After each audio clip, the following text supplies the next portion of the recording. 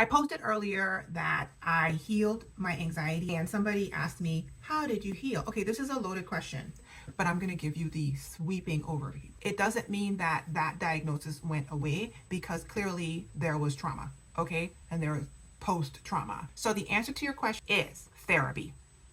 Duh. A lot of these things you're going to know, but never knock small things you haven't tried, okay? And being intentional about finding a therapist where I was actually getting results, not just sitting in therapy languishing. Huge strides were made when I learned how to set boundaries. One of my favorite books up here on this shelf is Set Boundaries, Find Peace by Nedra Tawwab. Learning how to figure out, communicate, and enforce my boundaries with other human beings.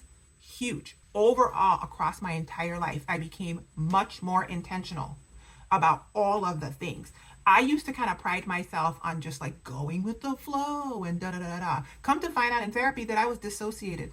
Okay, I was checked all the way out because I could not handle the traumatic things in my life, and so my mind would leave and my body would stay there, and I had to learn how to like integrate those things, bring my mind back into my body, and take my body with me out of unsafe situations. The next thing I started doing was meditation. When I was told to do this by a coach back in the day, I thought it was the most woo-woo, ridiculous, unnecessary thing in the world. I have since learned that meditation for me is practiced peace, which means that when I learn how to put myself in a meditative state, when I don't need it, then when my body needs it, when an anxiety situation starts trying to happen, I can access it more quickly. Breath work. Same thing with meditation. Thought it was woo-woo, learned it wasn't.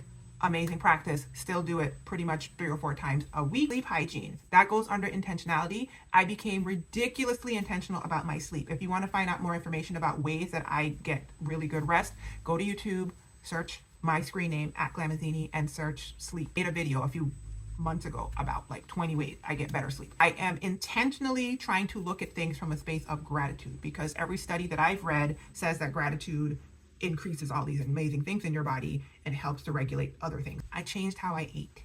Okay, 4 or 5 years ago, I switched my entire diet because I realized that certain things I was eating were contributing to my anxiety and depression. Intentional rest. I don't mean sleep, I mean rest. As in, I was doing the most and I started trying to do the least. Okay, I started looking for the easiest way to do things. I started looking for the most restful things to do things. I started baking in intentional pauses into my life.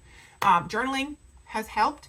I journal by writing. Sometimes I make video journals because video is a medium that I love. Identity work is identity work. What's that? It's answering the question of who am I? It's one of the foundational points of my coaching because it helped me so much. If I can't answer the question of who I am, then I cannot show up in the world, and then that causes me to be in an anxious state. If you want more information about that, whatever platform you're on, go to the link in my bio. There should be a free download for you to download a workbook called Who Am I?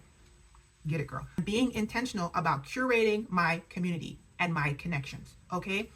Because I had come from a traumatic background and I was dissociated, I had no boundaries on who I let in and out of my sphere, okay? Thank God I have healthy relationships with people. I let some good people in, but I also allowed a lot of riffraff up in my mix, okay? I was the queen of Captain Sabo, whatever. I'd like to go out into the world and fix broken things in an effort to try to be loved. Listen, it's a whole thing, okay? So I started being more intentional about who I let in, who I didn't let in, what proximity they did and didn't get. And that meant that certain relationships had to end. And that meant that I had to intentionally start other relationships. I was still having a physiological anxiety response because my nervous system was shocked after years of PTSD, right? I was on a video. I heard Danny from Danny Went No Contact on YouTube say that she went to acupuncture because she had a very similar experience. I looked for a Black female acupuncturist in St. Louis. I found her, I went to her, and I told her flat out, listen, I don't even think I believe in this stuff, but if you can get my body to stop shaking, and that woman did what she did,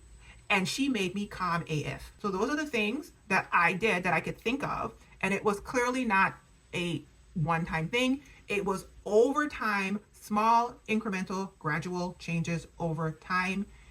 And that is why I can say that I have healed my anxiety. It is a journey. That's why I call myself a Black woman healing, because it's a continuing process. If you want to know more about this, click any link in my bio and join my waitlist for the Pineapple Crowns as my coaching membership. Hopefully that helps. Black woman, keep healing. Bye.